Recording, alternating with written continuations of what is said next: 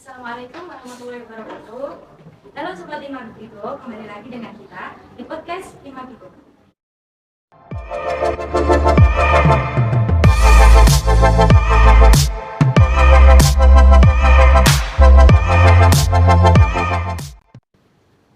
Kali ini perkenalkan, nama saya Cindy Dewi Fatmawati. Di sini saya sebagai moderator pada podcast kali ini. Nah, kita sekarang kedatangan dua narasumber cantik, ya, yang satu dari Universitas PGRI Madiun dan kakaknya yang ini dari Universitas PGRI Yogyakarta. Boleh diperkenalkan dari siapa dulu? Silakan dari saya dulu. Ya, Perkenalkan, nama saya Alpita Eskimolida. Saya aslinya dari Bumi Ayu, Brebes, Jawa Tengah. Kuliah di Universitas PGRI Yogyakarta semester 5. Baik, kalau saya itu nama saya Intan Nur Ayman. Saya kuliah di Universitas PGRI Madiun.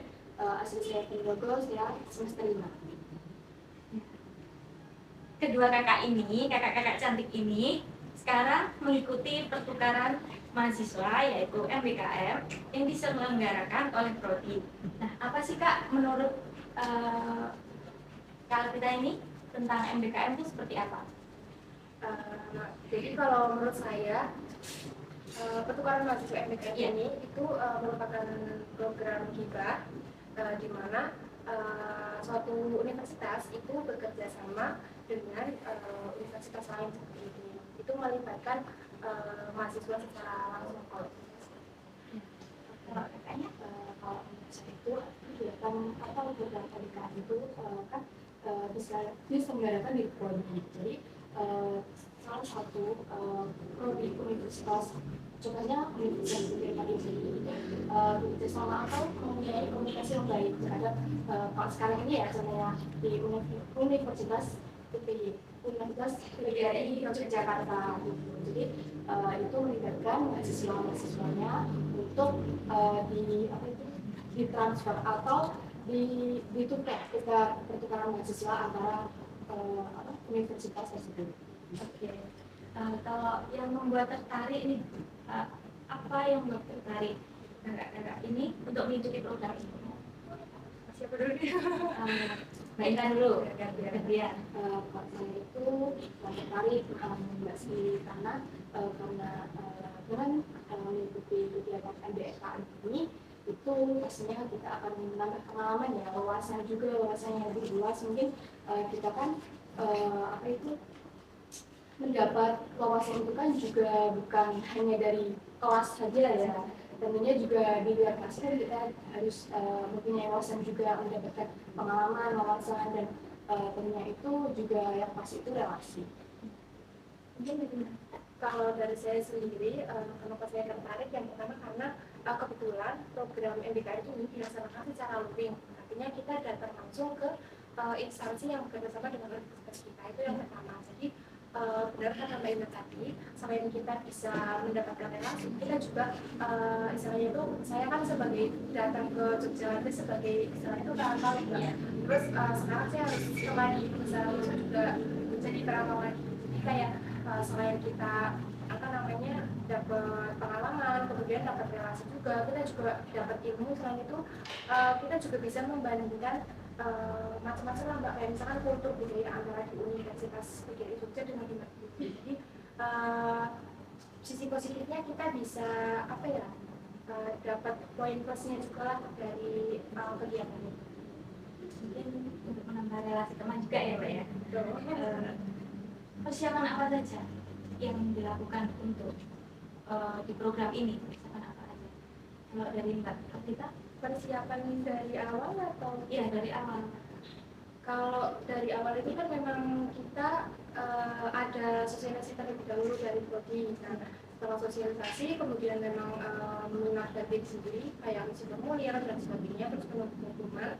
Begitu menerima kan ada pembekalan juga, diberitahu kayak macam-macam lah, kayak pemberangkatannya, penerbangannya dan segala macam. Terus di sini kayak gimana nantinya. Itu persiapannya mungkin lebih ke ini sih, kayak karena kan kita ibarat kuliah di dua universitas yang berbeda tapi bersamaan. Jadi persiapan yang lebih ribet mungkin di kayak KRS-nya, kemudian mensinkronkan antara mata kuliah di UPI dengan di rumah. Mungkin Mbak Intan, siapa? Persiapannya, kalau saya kan ikut MBKM-nya kan daring ya Mbak ya, jadi mungkin persiapannya itu lebih tidak serumit yang luring seperti Mbak Alvita. Jadi mungkin persiapannya itu karena itu bilang saya langsung tidak kok sama salah satu kantor salah satu riset di prodi DKI ini. Terus saya itu ditawarin kayaknya untuk semester ini ikut MBKM Pak tidak gitu kan. Terus saya bilangnya emang saya kan awalnya nggak ikut MBKM, terus saya bilang nggak ikut MBKM Pak, ikut apa gitu. Terus ya gitu, mau nggak kalau ikut MBKM PMN Pertukaran Mahasiswa dengan Universitas PGRI Yogyakarta gitu kan. Terus juga saya tanya itu apa itu kegiatannya ini apa dari gitu. Enggak, ini kegiatannya itu dari gitu yang ini itu mungkin yang pribadinya tapi ke Madiun gitu. Ya sudah Pak, nggak apa-apa, terus saya terima. Nah terus itu mungkin persiapannya setelah itu kayak menyiapkan apa ya, nge-reschedule lagi antara perkuliahan di sini sama jadwal yang betul. Gitu. Untuk mata kuliahnya sendiri bisa milih apa sudah ditentukan oleh prodi? Mbak Intan? Biasanya itu kalau yang ini ya yang itu ditentukan oleh KPD. Jadi sebelum kita melakukan KRS itu juga ada sosialisasi terlebih dahulu, matkul apa yang harus diambil, matkul apa yang terkonversi di semester depan. Kalau dari saya sendiri itu udah ditemukan dari prodi, karena kan sebenarnya sebelum kita melakukan KRS, kita kan melakukan KRS 2 kali ya Mbak. Yang pertama tuh melakukan KRS di Universitas PGRI Yogyakarta terlebih dahulu. Jadi dari mata kuliah yang saya ambil itu ada 10 mata kuliah, itu disinkronkan dengan mata kuliah yang ada di sini. Nah kebetulan yang sinkron itu kalau tidak salah ada 6 mata kuliah. Jadi yang mengikuti di sini 6 mata kuliah dan yang 4 mata kuliah kita mengikuti secara online. Jadi lebih banyak untuk mengikuti perkuliahan di Unitma ini ya Mbak? Iya, lebih banyak. Selisih satu. Iya nggak apa-apa sih. Kalau dari Mbak Intan sendiri ada berapa mata kuliah Mbak? Kalau semester 5 ini ada satu yang sinkronnya yang benar-benar sama mata kuliah di sini sama di UPY itu cuma satu mata kuliah, yaitu metode penelitian kuantitatif. Terus kalau yang dua itu BKDSP sama konseling lintas budaya itu buat konversi ke semester 7. Kalau dari pandangan Mbak Vita ini, kalau sebelum berangkat ke sini, apa sih yang dibayangkan kuliah merantau ke Madiun itu seperti apa gitu? Sesuai dengan ekspektasinya Mbak Vita enggak? Kalau yang dibayangkan saya itu yang pertama, karena memang untungnya asrama itu udah diurus gitu ya, jadi nggak terlalu bingung mau gimana gitu. Bayangan saya yang pertama ini sih, karena kan yang namanya kita pergi merantau itu perlu adaptasi ya Mbak. Ya, kita aja adaptasi sama teman kita yang di Jogja yang awalnya online terus tiba-tiba daring aja itu susah, apalagi jadi kayak kita tuh nanti bakal adaptasi kayak waktu kita maba gitu loh. Adaptasi ulang gitu ya Mbak ya. Ulang, apalagi yang diikuti mata kuliahnya yang diikuti sama saya itu nggak cuma sama semester 5. Jadi karena mensinkronkan mata kuliah mungkin karena beda kurikulum atau gimana, jadi ada beberapa mata kuliah yang ikut semester 3, terus ada yang ikut semester 5 dan ikut semester 7. Jadi apa ya, kenalannya itu nggak cuma sama semester 5 aja, kenalannya sama semester 3 dan semester 7 juga. Jadi bisa menambah relasi teman Iya juga sih, ya. tapi awalnya ya bingung juga, Iya. susah, terus kayak bingung aduh nanti makanya misalnya gimana, mahal-mahal atau enggak gitu, kayak nyarinya gimana, bakal susah atau enggak, itu sih yang dipikirin.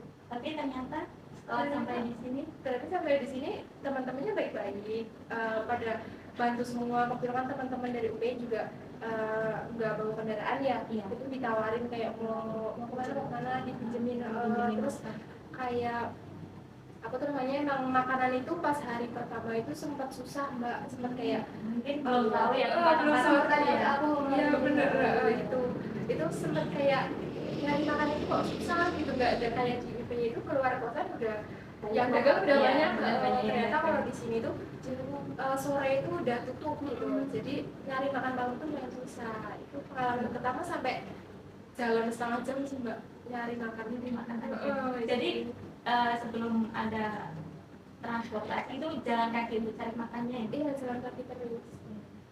Kalau dari Mbak Intan sendiri bagaimana? Ekspektasinya kan baru pertama kali ini ya Mbak ya untuk mengikuti MBKM kita ini. Saya ya sesuai lah sama ekspektasi. Itu tadi mungkin lebih effortnya itu lebih ke reschedule, karena kan banyak jadwal yang keras gitu kan, terus juga biasanya di UP juga kan juga mesti sibuk ya Kak ya, nggak cuma ngajar ke mahasiswa kan, enggak, kan juga punya urusan lain. Itu mungkin effortnya lebih ke situ sih. Terus juga sampai sekarang tuh belum dapat mata kuliah yang BKDSP, belum. Jadi dikonfirmasi ke dosennya itu ya belum ada apa-apa, jadi sampai sekarang pun saya belum masuk di BKDSP tersebut. Berarti dari Mbak Afita ini sama Intan ini untuk pertukaran MBKM ini dilakukan berapa lama? Biasanya sampai semester ya? Mungkin 1 semester itu. Kalau menurut Mbak Intan, kelebihan apa sih yang dilakukan, kelebihan apa yang didapatkan dari mengikuti program MBKM ini? Kelebihannya mungkin itu tadi pengalaman yang sangat luar biasa untuk saya ya, soalnya di itu tadi tanpa tes juga langsung dipilih sama Kak Rodi, itu pengalaman mungkin sangat luar biasa buat saya. Terus juga selain itu wawasan dari Universitas PGRI Yogyakarta juga dosennya juga sangat enak, juga kurang lebih sama lah sama dosen di sini gitu. Terus juga yang terakhir itu mungkin relasi, saya mungkin juga bertambah temannya, nggak cuma di Madiun aja, jadi punya teman di Jogja juga. Yang kalau Mbak Afita kelebihan yang dirasakan Kalau saya ini berdasarkan dari Mbak Intan ya Mbak, sama apalagi dilaksanakannya secara offline, jadi bisa merasakan langsung gimana rasanya diajak sama dosen, terus apa temenan sama anak-anak di Madiun gitu, relasinya bertambah. Kemudian apa ya namanya, pengalaman ini juga sih, pengalaman istilahnya tuh jauh dari orang tua juga, tahu gitu ya Mbak ya. terus jauh dari teman-teman di sana juga kan, ya bisa sharing-sharing pengalaman juga sama teman-teman di UNIKMA dan juga sama teman-teman di Mungkin kalau kekurangannya itu lebih beradaptasi lagi gitu ya, lebih beradaptasi kekurangannya di situ, lebih banyak kelebihannya sih ya Mbak Intan ya. kelebihannya ya. Kalau nanti ini kan pasti banyak yang nonton gitu ya. Nah, itu motivasi apa sih yang ingin disampaikan kepada nanti untuk yang menonton podcast ini? Dari Mbak Afita dulu. Kalau dari saya, buat teman-teman mahasiswa yang terutama yang adik tingkat ya, nantinya akan mengikuti, mungkin akan ada program seperti ini lagi. Kalau menurut saya ini salah satu program dari pemerintah yang bagus gitu. Kemudian tidak semua mahasiswa mungkin bisa bisa mengikuti ini, bisa mengambil kesempatan ini. Jadi kalau dari saya, selagi kita bisa mencari pengalaman di luar, ya diikuti aja gitu. Karena pengalaman ini tuh cuma sekali gitu, nggak setahu saya tuh nggak ada lagi di semester depan, cuma ada di semester 5 gitu. Tapi kan nanti kalau semester 6, 7 gitu kan Udah lebih padat gitu ya. Emang kayaknya pas banget ya, Iya, di pas selain di banget. semester Iya. 5 itu udah mungkin dari pemerintahnya juga udah menimbang gitu ya, Iya. dari kesibukan mahasiswanya sendiri. Kalau Mbak Ina sendiri untuk motivasi bagi nanti yang menonton podcast ini itu seperti apa? Untuk khususnya untuk adik-adik tingkat ya, khususnya adik-adik tingkat semester bawah semester 3, terus itu saya selagi kalian masih muda dan juga masih di semester masih muda itu lebih banyaklah ikut kegiatan-kegiatan seperti ini. Karena apa? Karena dengan kita melakukan kegiatan ataupun program dari pemerintahan atau program dari Kaprodi atau program kampus Merdeka sendiri itu akan menambah wawasan kita, akan menambah potensi yang kita miliki juga gitu. Jadi jangan menyia-nyiakan kesempatan tersebut, karena kan kesempatan tidak datang 2 kali ya. Jadi ya mumpung masih semesternya masih muda, carilah pengalaman sebanyak mungkin gitu. Karena kan kalau kita kuliah kan nggak cuma datang materi, mendengarkan, pulang, kerjain tugas, kan nggak cuma gitu juga kan. Kita kan dia juga harusnya itu mempunyai pengalaman sendiri juga. Bakalan berbeda antara mahasiswa yang kuliah pulang dengan mahasiswa yang punya Mungkin dari pengalaman kan bisa menambah pengalaman yang ada gitu. Apalagi kan sekarang sudah mulai pandeminya kan udah mulai berkurang gitu. Jadi untuk ketakutan seperti itu tuh juga berkurang juga ya Teh. Iya. Mungkin udah biasa kan ya, Biasa, keluar nggak pakai masker aja Iya udah biasa. Kalau dari Mbak kita sendiri kemarin waktu proses dari sana ke sini itu untuk persiapannya tuh bagaimana? Ya. Kalau dari teman-teman UPY itu yang pertama jelas menyelesaikan KRS dulu Mbak di UPY ini. Iya. Setelah itu kita juga kan dapat surat tugas untuk orang tua. Maksudnya biar istilahnya dari prodi juga menunjuk atau dari teman-teman yang minat itu benar-benar diizinkan juga dengan orang tuanya gitu. Terus setelah itu selesai ada pembekalan juga dari prodi sama dari beberapa dosen juga ada. Kemudian menentukan tanggal pemberangkatan. Setelah itu berangkat ke sini kalau tidak salah tanggal 8. Tanggal 8 itu kan penerjunan ya Mbak istilahnya penerjunan. Berangkat dari UPY itu pagi sekitar jam 7 dan sampai sini tidur siang. Acara penerjunannya jam 1. Nah terus setelah penerjunan kita langsung diarahkan ke asrama untuk mengisi beberapa data-data yang dibutuhkan di asrama. Dan ya udah setelah itu kita rencananya kemarin ngadain kampus tour ya Mbak? Iya. Tapi karena hujan kampus tournya di tanggal 9-nya. Tanggal besoknya gitu ya. Hari Jumatnya. Terus sekalian ngisi ini sih Mbak, ngisi KRS diarahin sama Kaprodi gitu. Jadi KRS-nya itu di UPI juga ada KRS-a, di Unima juga ada KRS-a sendiri gitu ya Mbak ya.